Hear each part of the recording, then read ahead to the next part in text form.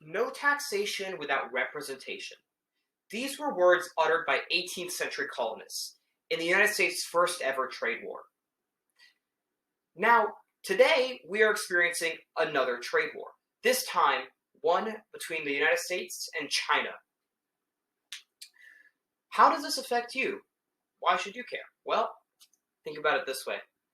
Every world event affects us, and a trade war, a rather economic event, affects you directly. It affects your pocket and your income and your family directly. So today I'm going to discuss three things. I'm going to discuss what caused the trade war, what its effects are on average Americans, and what the future looks like for this trade war. Let's start with how the trade war started. PhD economists from Oral State University have identified three primary factors causing this trade war. They've identified the United States want to fix a federal budget deficit. Then there is stopping China's high-tech capabilities. And thirdly, there is wanting to prevent China's military growth. Let's start with the federal budget deficit. Currently, the federal government has an $800 billion budget deficit, just under half of which is owed to China. By placing this tariff, the United States hopes to generate more income from incoming shipments, Chinese shipments, which would then be taxed and generate more income for the government without necessarily taxing citizens higher. On the surface, this seems good.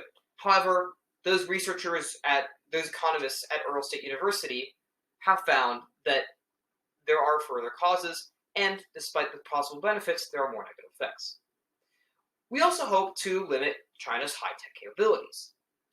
We hope that by providing less capital for them, by purchasing less goods, which is what a tariff essentially does, or encourages, we hope to provide them less capital and less ability to manufacture those goods, which they will. By manufacturing, they increase their capabilities in robotics, lithium batteries, machine learning, and other technologies. As a third reason, tying into the third reason, by giving them capital and giving them incentive to invest in these higher capability technologies, we encourage them to have a stronger military. The United States wants to stay on top militarily, which is part of why it is very inclined to this trade war. However, as I alluded to before, there are several negative impacts found by those researchers at Oral State University. Because despite the GDP growth, or the GDP loss of China by 0.5%, the United States has itself suffered greatly. We have lost $600 billion annually, which, for reference, about $800 billion is spent on education. So we have lost a good chunk of our education budget due to this trade war. Now, beyond its effects on a macroeconomic scale with GDP and different countries, it has hurt the American directly on a microeconomic scale. How has this hurt the average American, you may ask?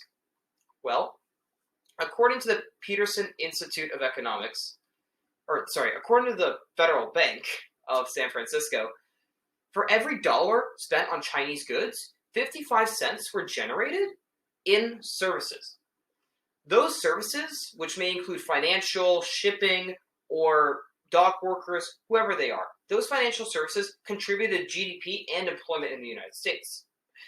The Federal Bank found that when we put a tariff, by reducing the amount of money coming in from China, we reduce the amount of GDP generated by those services, which in turn hikes up employment and hikes down the amount of GDP and income we have. Let me explain the tariff real quick. This is a Christmas tree, which it's put up in June. It's June right now. I don't know why it is up, but it is up. Let's say this Christmas tree previously cost $10 to manufacture and sold for $15. A 25% tariff was now placed.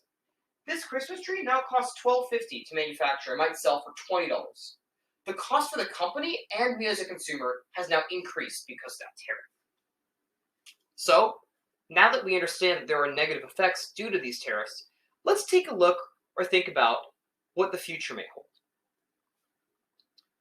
So, one study done by the Peterson Institute of Economics has found that we are yet to truly return to our pre-trade war levels of exports to China. In fact, we are actually far from it. In 2022, we had just barely hit our total pre-trade war exports. However, growth has been stunned.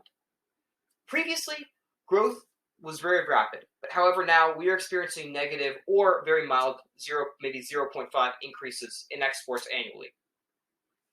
On top of that, we have also experienced industries like the energy industry have experienced a sharp decline in the amount of exports, being 25% lower than pre-trade war levels. So, what can we take away from this? Even though it's unlikely that these Trump policies can be undone, we can learn to act better in the future.